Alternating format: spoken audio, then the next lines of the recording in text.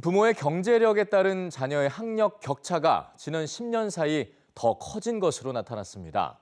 전문가들은 공교육 회복과 교육방송 등 기관의 교육 지원을 강조했습니다. 박광주 기자입니다. 부모의 경제력 차이가 자녀의 학력 격차로 이어지고 있습니다. 부모 소득이 가장 낮은 1분위 가정의 만 22세 청년은 10명 가운데 4명꼴로 4년제 대학에 다니지만 소득이 가장 높은 4분위 가정의 청년은 10명 가운데 7명꼴 수준입니다. 부모의 배경과 자녀의 학력의 상관관계는 국제적인 지표에서도 뚜렷하게 나타납니다.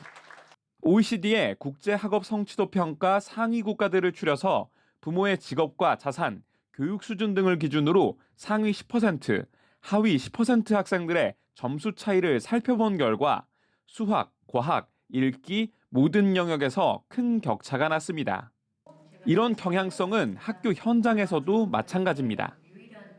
120명 정도의 학생이 기초학력 미도달 학생이었던 것입니다. 학습 지원 대상자 수와 복지 지원 대상 학생 수가 거의 일치합니다. 가정 환경이 어려운 학생이 학업 성취에서도 역시 마찬가지로 좀 좋지 않은 그런 결과를 보였다는 건데요. 부모의 경제력이 학생들의 학력에 미치는 영향은 계속 커지고 있습니다.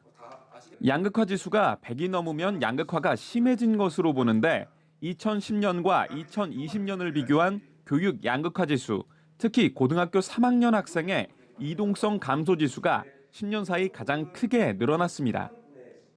초등학교보다는 중학교보다는 고등학교 올라갈수록 계속 격차가 커진다는 얘기는 배경의 영향 또는 그 격차가 계속 누적된다는, 학교가 이거를 해소시켜주거나 완화시켜주는 일을 잘 못하고 그게 계속 누적된다는 거니까. 수업과 평가 방식의 근본적인 변화가 필요한 시점입니다. 우선 공적 영역에서 취약계층의 학생을 보조하고 지원해야 한다는 지적입니다. 학교는 과연 진도만 나가는 곳인가? 진도를 나갔으면 책임지려고 하는 것들. 결국 학교 안에서 수업을 통해서 격차를 최소한 해소시킬 수 있는 노력들, 이런 부분들에 대한 새로운 관심과 논의가 포함되면. 전문가들은 또 EBS가 방송과 온라인 강의뿐 아니라 소외 지역 학생들을 위한 다양한 양질의 교육 서비스를 구축해야 한다고 짚었습니다. EBS 뉴스 박광주입니다.